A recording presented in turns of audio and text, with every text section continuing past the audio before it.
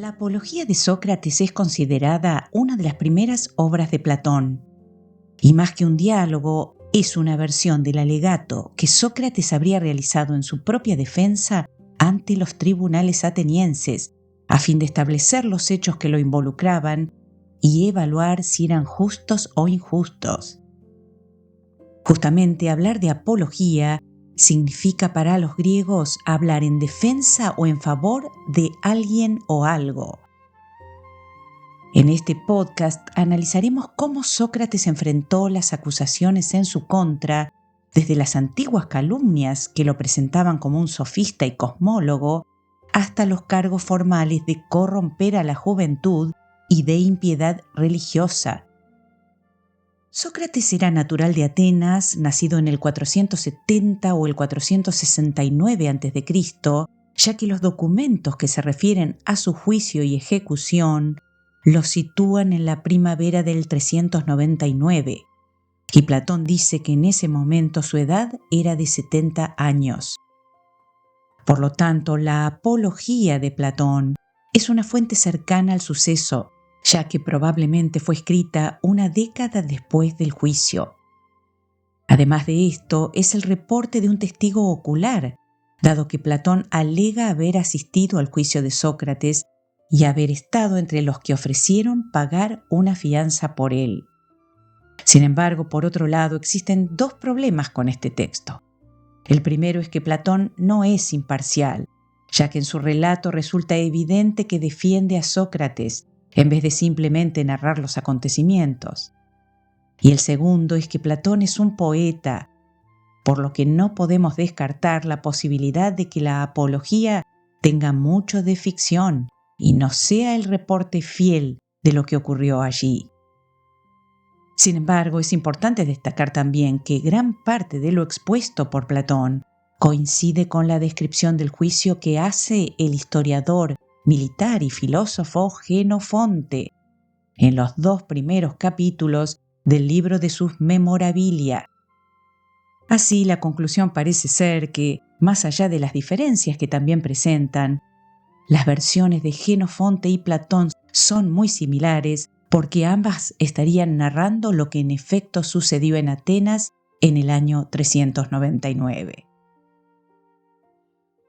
Una apreciación interesante al comenzar es que Platón, no sin cierta astucia, colocó ya desde la primera frase de la Apología de Sócrates la expresión «no sé». Hace comenzar la exposición de Sócrates afirmando que lo que éste ignora es qué impresión pueden haber causado en los asambleístas que escuchan este juicio las acusaciones que acaban de haber oído leer por parte de sus acusadores. A partir de este momento, entonces, lo primero de lo que tendrá que defenderse Sócrates es de la acusación de ser demasiado hábil al hablar, como si se le advirtiera al público asistente, que en definitiva va a ser su jurado, que no se deje seducir por unas bellas palabras propias de un orador o de un retórico que se ha entrenado en hablar de tal modo que cautive a su público de manera engañosa. A lo que Sócrates comienza replicando que de ninguna manera las cosas son así, que es todo lo contrario. De lo que él se jacta no es de ser hábil al hablar, sino de decir la verdad. Y solo si es eso lo que se entiende por ser hábil al hablar, puede decirse entonces que lo es. Sócrates destaca a continuación que aquí lo han traído nuevos acusadores, pero que en primer lugar hubo otros antiguos acusadores, más anónimos, que hablaban sin conocerlo bien y dejándolo en ridículo, lo que puede haber influido en la imagen que se fueron haciendo de él ya desde niños, quienes ahora asisten a este juicio. En este sentido, Aristófanes es el único comediógrafo de la época del que se conservaron obras completas, pero no fue el único en reírse de Sócrates. Muchos se burlaron insistentemente, haciéndole fama de indagar en las cosas subterráneas y celestes, lo que ha sido interpretado en el sentido de que se lo acusaba de cosmólogo. justamente como aquellos que más adelante serían llamados presocráticos. Sin embargo, aquí el propio Sócrates niega ser un sabio que se ocupa de las cosas de los cielos o que investiga todo lo que hay bajo la tierra. Lo cierto es que, a diferencia de estos cosmólogos, Sócrates fue el primero que se empezó a plantear las cosas humanas. Y él mismo clarifica aquí que de las cosas que hablaban tales filósofos de la naturaleza, él no sabe ni poco ni mucho. Sencillamente no son sus temas. Dice, desde antaño se lo juzga por hacer fuerte el argumento más débil, con lo cual parecen estar confundiéndolo con los sofistas, imagen de la que él se aparta contundentemente, incluida la suposición de que cobra por sus enseñanzas como ellos. Cabe recordar que los sofistas no eran condenados a muerte en Grecia, al contrario, eran frecuentemente buscados por los padres para ser tutores de sus hijos, por lo que Sócrates dice que no puede ser confundido con un sofista, ya que estos creen ser sabios y están bien pagados, en tanto él es pobre y dice no saber nada.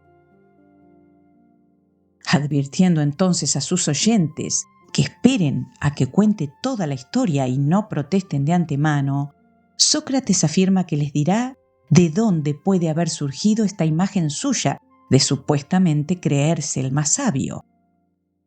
Dice, atenienses, no protestéis ni aunque parezca que digo algo presuntuoso.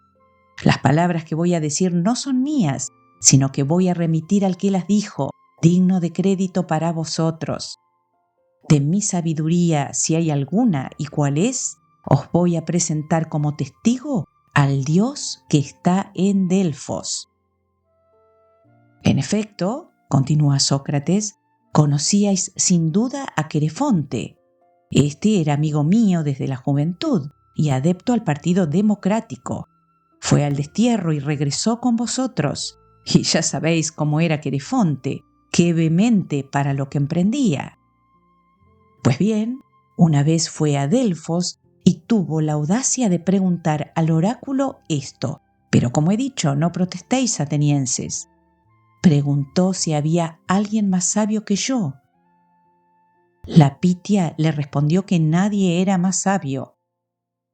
Tras oír yo estas palabras, reflexionaba así. ¿Qué dice realmente el Dios y qué indica en enigma? Yo tengo conciencia de que no soy sabio, ni poco ni mucho. ¿Qué es lo que realmente dice al afirmar que yo soy muy sabio? Sin duda no miente, no le es lícito. Y durante mucho tiempo estuve yo confuso sobre lo que en verdad quería decir. Este episodio narrado por Sócrates alude al famoso santuario de Apolo, de prestigio en toda Grecia y más allá de ella. La pitonisa o Pitia pronunciaba en trance frases inconexas que eran interpretadas por los sacerdotes. Tras este relato, entonces, Sócrates explica que a partir de allí, él mismo inició una investigación con la idea de que si en algún lugar encontraba a alguien que lo superara, allí mismo refutaría el oráculo, demostrando que las cosas no eran como vaticinaba el Dios. Va entonces primero a los políticos e indaga en primer lugar a uno al que muchos tenían por sabio. Pero dice que al interrogarlo comprendió que no lo era. Al dejarlo al descubierto, afirma, se ganó su enemistad y la de muchos presentes. Sin embargo, repitió el proceso con otras figuras relevantes de la política y siempre con el mismo resultado. Luego enfrentó a los poetas, otros personajes también muy conocidos en Atenas, que él admite que hacen muy bien sus creaciones, pero que cuando quieren explicar por qué escriben lo que escriben, de dónde surge su inspiración, poco o nada saben. Finalmente abordó a los artesanos, que según él los ve, hacen bien las cosas, ejercen bien su técnica y conocen por qué hacen lo que hacen. Pero señala que su error radica en que una vez que han adquirido fama como buenos artesanos, creen que pueden extender su autoridad a territorios que no son el propio. Por lo tanto, Sócrates cierra el relato de este episodio diciendo que tuvo que reconocerle al Dios que él era el más sabio. ¿Pero en qué sentido? En el de que al menos él en su tarea diaria sí reconocía no saber muchas cosas, mientras que estos personajes de la ciudad ignoraban su propia ignorancia. Por eso agrega que, poniéndolo como ejemplo, el Dios parece decir: es el más sabio el que de entre vosotros hombres conoce como Sócrates que en verdad es digno de nada respecto a la sabiduría. Pero si a esto se añade que los jóvenes que lo acompañaban espontáneamente siempre se divertían oyéndolo y con frecuencia lo imitaban e intentaban examinar a otros, se entenderá por qué los examinados por ellos se irritaban con él y decían que un tal Sócrates es malvado y corrompe a los jóvenes. Así que reconoce que efectivamente toda esta investigación le granjeó muchos enemigos. Ya podemos entonces ver por qué los más ofendidos tras esta actividad lo llevan a juicio. Se trata de Meleto, Ánito y Licón. Meleto irritado en nombre de los poetas, Ánito en el de los demiurgos, es decir, artistas, artesanos, y de los políticos, y Licón en el de los oradores. Y veremos ahora que Meleto es la figura central en la discusión sobre tales nuevas acusaciones, por lo que todo el tiempo Sócrates se va a estar dirigiendo solo a él. El propio Sócrates repite la nueva acusación que acaba de serle leída y dice así: Sócrates delinque corrompiendo a los jóvenes y no creyendo en los dioses en los que la ciudad cree, sino en otras divinidades nuevas. En cuanto a esta acusación, tanto Platón como Jenofonte sugieren que el cargo de corromper a los jóvenes estaba presentado en términos más bien vagos. En su escrito, Platón hace que Sócrates lo relacione con la cuestión del ateísmo. Pero Sócrates entonces se defiende. En primer lugar, analiza la primera parte de esta acusación y le pide a Meleto que se acerque y le vaya respondiendo a unas preguntas sumamente simples con respecto a sus acusaciones. Comienza entonces Sócrates preguntándole a Meleto, dado que él les hace mal a los jóvenes, ¿quiénes les hacen bien? Este, algo perturbado por la pregunta, solo atina a responder las leyes. Pero Sócrates de inmediato le insiste por personas concretas. Y entonces, con actitud ciertamente demagógica, Meleto mira a su auditorio y dice: los jueces. Pero Sócrates avanza y le pregunta entonces si todos. Y Meleto comprende rápidamente que no puede hacer diferencias delante de ellos acerca de quiénes sí y quiénes no. Por lo tanto, tiene que admitir que su posición es esa, que todos ellos, jueces, miembros del consejo y miembros de la asamblea, hacen bien a los jóvenes. Con ello entonces da pie a Sócrates para que éste exclame con ironía: ¿cuántos bienhechores tienen entonces los jóvenes? Y a continuación realiza una analogía para poner aún más incómodo a Meleto. Qué curioso, dice, porque ante el cuidado de los caballos, por ejemplo, es solo el entrenador, el especialista, el que verdaderamente puede entrenarlos, y no todos los demás que ignoran todo sobre caballos. Es indudable que en esta actividad es más bien uno, o a lo sumo unos pocos, los que pueden hacer bien esa tarea. Por eso dice Sócrates que en general suele ocurrir al revés, que muy pocos saben cómo actuar, cómo enseñar, y la mayoría lo haría pésimamente mal. Pero hay más. La mayoría de la gente no ignora, afirma Sócrates, que cuando uno corrompe a otros, los maleduca. Y entonces después padece las consecuencias de esa mala educación. Por lo tanto, con ello pretende hacer reconocer a Meleto que no es razonable suponer que él querría corromper a los jóvenes de manera voluntaria, porque ¿quién querría generarse un problema a futuro de esta manera? Llega así al remate de su argumentación cuando le dice a Meleto que si en efecto él corrompió a los jóvenes, fue de manera involuntaria, y que si obró de manera involuntaria, entonces es muy errado de su parte condenarlo. Lo que debería suceder es que se lo lleve aparte y hablando buenamente se lo corrija e instruya para que supere su error. Es aquí donde muchos han creído ver un ejemplo más de su célebre y muy discutida teoría, posteriormente conocida como el intelectualismo moral, según el cual quien sabe qué es lo correcto, quien sabe qué es lo bueno, no puede evitar hacerlo. En efecto, el intelectualismo moral es una concepción que indica que el comportamiento humano depende únicamente del conocimiento del bien y del mal. Si un ser humano sabe lo que es correcto, no puede hacer el mal, y si lo hace es porque su conocimiento de lo que es realmente bueno es incompleto.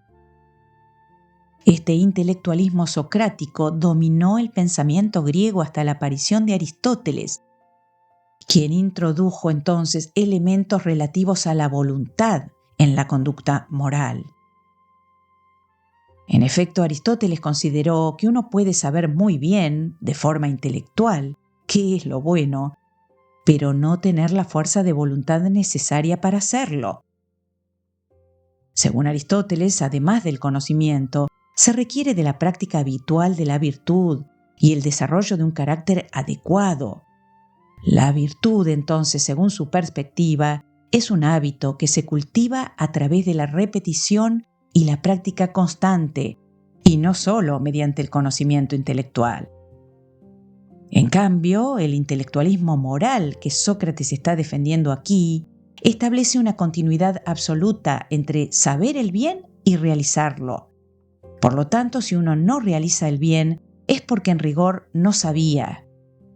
Pese a las discusiones al respecto, lo que podría decirse en favor de esta interpretación es que saber qué es lo correcto para Sócrates significa en realidad conocer también las implicancias de lo que se hará. Y a la inversa, cuánto dañaría al propio agente en el largo plazo el obrar mal.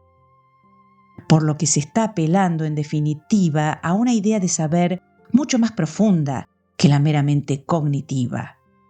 Lo cierto es que según esta concepción, si se hace el mal es solo por ignorancia, y al ignorante hay que instruirlo, no llevarlo a juicio.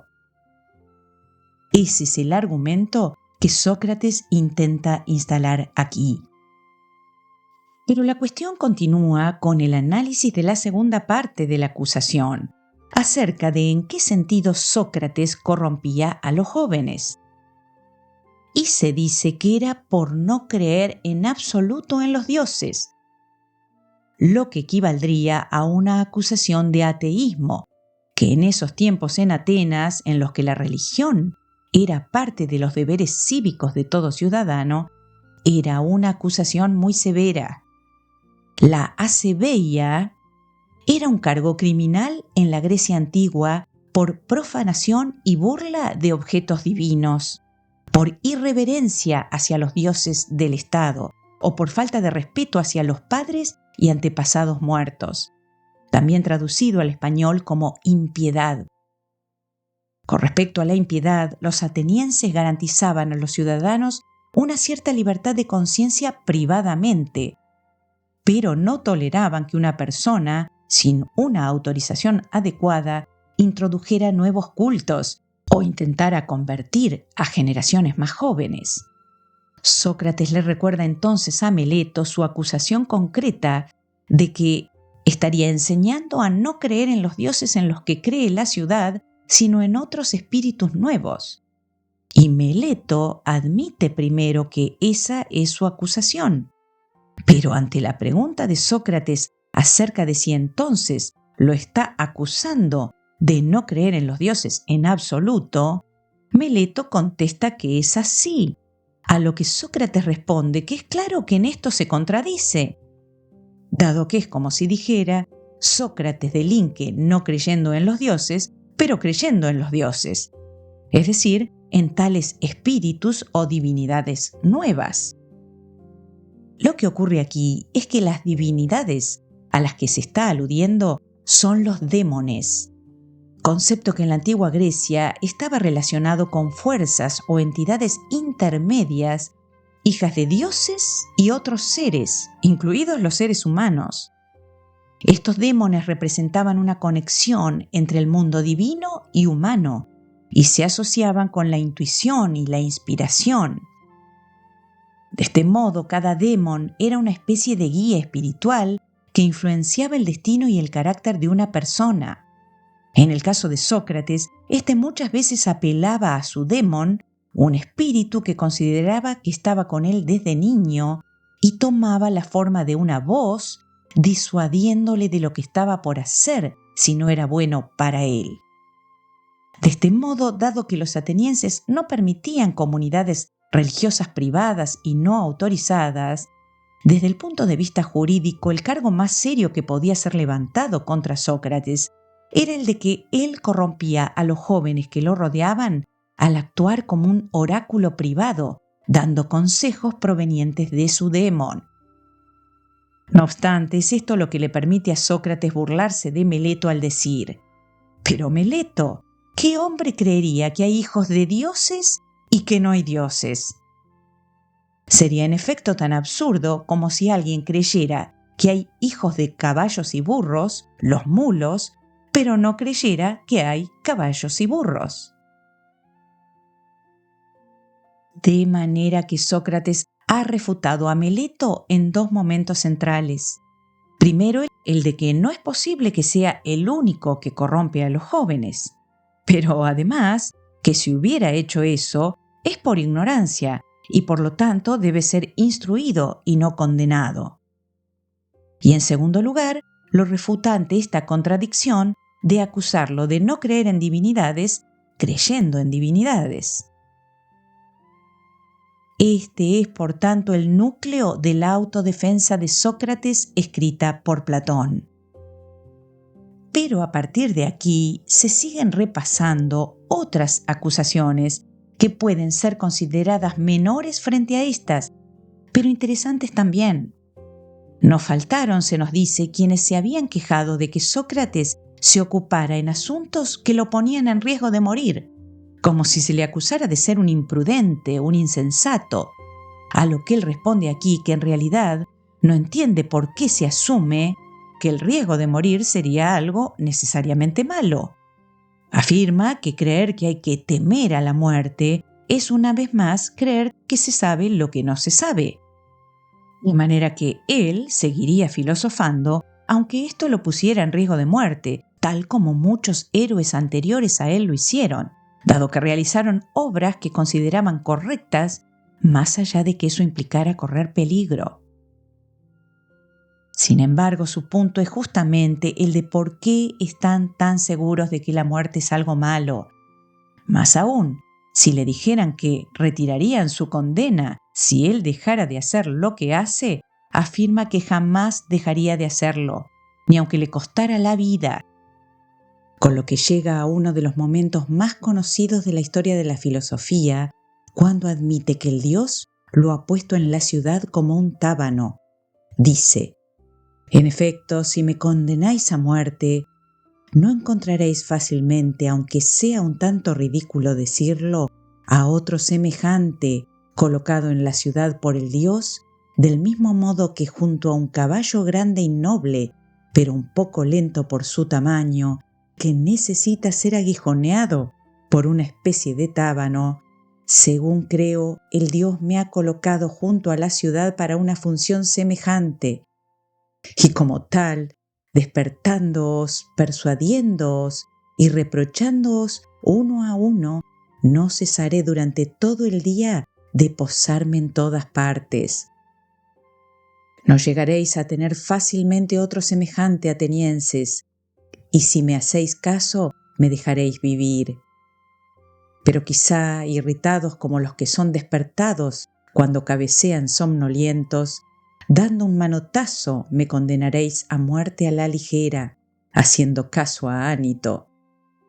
Después pasaríais el resto de la vida durmiendo, a no ser que el Dios, cuidándose de vosotros, os enviara otro. Sócrates reconoce entonces aquí una nueva acusación de por qué no se ha dedicado formalmente a la política. Pero a esto él mismo responde: ¿acaso creéis que yo habría llegado a vivir tantos años si me hubiera ocupado de los asuntos públicos y al ocuparme de ellos como corresponde a un hombre honrado, hubiera prestado ayuda a las cosas justas y considerado esto lo más importante como es debido? Aclara entonces que las pocas incursiones que tuvo cerca del mundo político hacían que en general se lo viera como enemigo, dado que siempre actuaba contracorriente en nombre de una justicia mayor y más profunda. Por lo tanto, no tendría sentido haberse dedicado más formalmente a la política. Finalmente, alude también a que todos pueden estar sorprendidos de que no haya traído al juicio a sus familiares, tal como era costumbre en la época, sobre todo a sus hijos, para solicitar piedad en nombre de su familia. Pero advierte que de ninguna manera él caería en la actitud totalmente indigna de quienes hacen eso, porque con ello estaría negando toda la historia de su vida. Él no está aquí para obtener piedad, sino para que se haga justicia. Dice entonces: sea pues, atenienses, poco más o menos, son estas y quizás otras semejantes las cosas que podría alegar en mi defensa. Llegado este punto, hay un corte en la narración, y a continuación escuchamos a un Sócrates que ya ha recibido su veredicto de culpabilidad.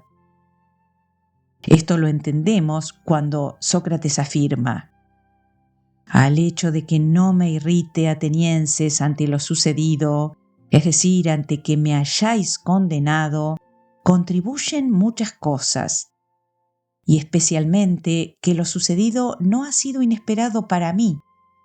Si bien me extraña mucho más el número de votos resultante de una y otra parte. Lo cierto es que Sócrates no creía que la diferencia entre la absolución y la acusación iba a ser por tan poco. Se dice que hubiera sido absuelto si 30 jurados hubieran votado en forma diferente. Si este número es correcto, entonces podemos inferir que los votos tuvieron una distribución de algo así como 280 en contra de Sócrates frente a 220 a favor. No faltan aquí quienes interpretan que Platón omitió en su apología las acusaciones políticas y que podría ser que, en efecto, Ánito haya acusado a Sócrates de haber criticado a las instituciones democráticas, especialmente la democracia por sorteo que imperaba en ese momento en Atenas. Es posible inferir entonces que si alguno de los acusadores le imputó cargos políticos a Sócrates, tuvo que haber sido Ánito, dado que, según nos dice Platón, representaba a los políticos en el juicio. Lo cierto es que se llega así al momento en que el acusado tiene derecho a proponer la pena que realmente cree merecer frente a la pena de muerte solicitada por sus acusadores. Y entonces, con evidente actitud provocadora, Sócrates se adelanta y pide al jurado que no se enojen por lo que va a decir, pero que sinceramente considera que así como los jugadores olímpicos, cuando ganan, son mantenidos por esa institución del Estado llamada Pritaneo, incluso más que ellos, cree merecer él ese beneficio por haber sido la conciencia moral de la ciudad, aunque ellos se muestren incrédulos frente a eso. Es que en la Atenas de la época, según la ley ateniense, el mismo acusado podía proponer una pena menor a la solicitada por sus acusadores, de modo que, si en ese momento Sócrates hubiera propuesto el destierro, por ejemplo, es muy verosímil que esto hubiera sido aceptado.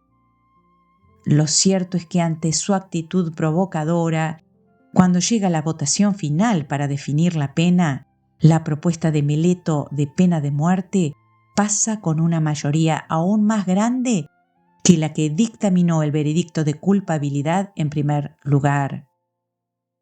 Sócrates concluye entonces su alegato pronunciando sus célebres palabras acerca del valor de una vida examinada.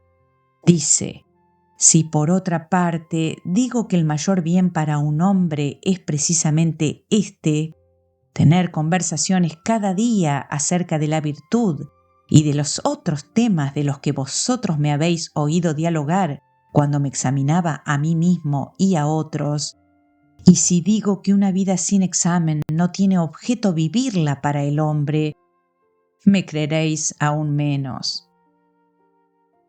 Sin embargo, la verdad es así, como yo digo, atenienses, pero no es fácil convenceros.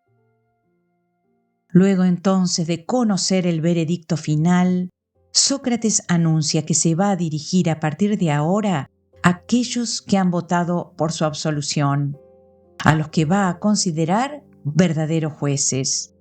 Dice entonces: con los que habéis votado mi absolución, me gustaría conversar sobre este hecho que acaba de suceder, mientras los magistrados están ocupados y aún no voy a donde yo debo morir.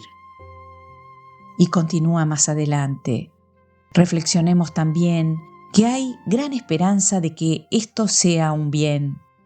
La muerte es una de estas dos cosas. O bien el que está muerto no es nada, ni tiene sensación de nada, o bien, según se dice, la muerte es precisamente una transformación, un cambio de morada para el alma, de este lugar de aquí a otro lugar. Si es una ausencia de sensación y un sueño, como cuando se duerme sin soñar, la muerte sería una ganancia maravillosa. Pues si alguien, tomando la noche en la que ha dormido de tal manera que no ha visto nada en sueños, y comparando con esta noche las demás noches y días de su vida, tuviera que reflexionar y decir cuántos días y noches ha vivido en su vida mejor y más agradablemente que esta noche, creo que ya no un hombre cualquiera, sino que incluso el gran rey encontraría fácilmente contables estas noches, comparándolas con los otros días y noches. Si en efecto la muerte es algo así, digo que es una ganancia, pues la totalidad del tiempo no resulta ser más que una sola noche. Si por otra parte la muerte es como emigrar de aquí a otro lugar, y es verdad, como se dice, que allí están todos los que han muerto, ¿qué bien habría mayor que este, jueces? Pues si llegado uno al Hades, libre ya de estos que dicen que son jueces, va a encontrar a los verdaderos jueces, los que se dice que hacen justicia allí, y a cuantos semidioses fueron justos en sus vidas, ¿sería acaso malo el viaje? Además, ¿cuánto daría alguno de vosotros por estar junto a Orfeo, Museo, Hesíodo y Homero? Yo estoy dispuesto a morir muchas veces si esto es verdad. Esto no sería desagradable, según creo. Y lo más importante, pasar el tiempo examinando e investigando a los de allí, como ahora a los de aquí, para ver quién de ellos es sabio y quién cree serlo y no lo es. Sin embargo, les pido una sola cosa. Cuando mis hijos sean mayores, atenienses, castigadlos causándoles las mismas molestias que yo a vosotros, si os parece que se preocupan del dinero o de otra cosa cualquiera antes que de la virtud. Y si creen que son algo sin serlo, reprochadles como yo a vosotros, que no se preocupan de lo que es necesario y que creen ser algo sin ser dignos de nada. Si hacéis esto, mis hijos y yo habremos recibido un justo pago de vosotros. Pero es ya hora de marcharnos, yo a morir y vosotros a vivir. ¿Quién de nosotros se dirige a una situación mejor? Es algo oculto para todos, excepto para el Dios. Hasta aquí entonces el episodio de hoy. Y para recorrer estas ideas en imágenes, como saben, las encuentran junto con muchas otras en nuestro canal.